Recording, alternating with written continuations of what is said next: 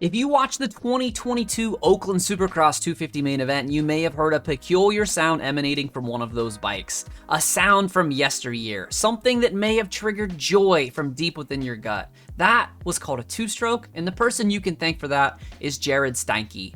Stankdog, as he is lovingly known by his fans, is the first person to put a two-stroke into a Supercross main event in over a decade. Stank's mechanic said 2008 on his pit board, but a little digging seems it may have been Michael Willard on a KTM in the Seattle round of 2007.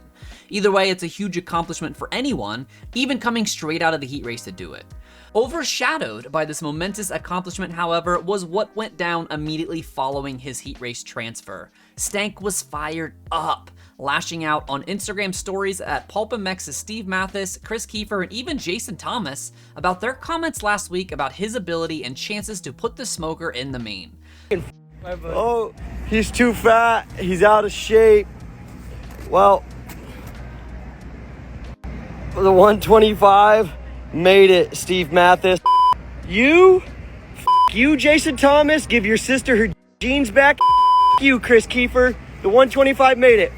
You, PulpMX, you fat bastard. The comment it seems he is referring to were taken from the live PulpMX show recorded the Monday before the race, where Steve brings up Stank as a segue from a sponsor read. The entire conversation about him is about a minute long, with his chances of making it to the main about 8 seconds before Chris Kiefer gets into how hard it is to hit a Supercross triple on a 125. By himself. There ain't no one else in the... I think he'll make a main. If the field thins out, I think he can make a main.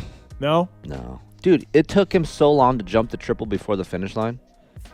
News travels fast on social media, and it wasn't long before people alerted Steve about the Instagram story. Steve responded on Twitter when asked if we can get Stank as a guest on Monday's PulpMX live show. Matthes responded, honestly, right now, f*** him. Guess he doesn't remember the stuff I've done for him. Steinke went on to race the main event, finishing 21st ahead of only Jerry Robin, who predictably pulled off after just 6 laps.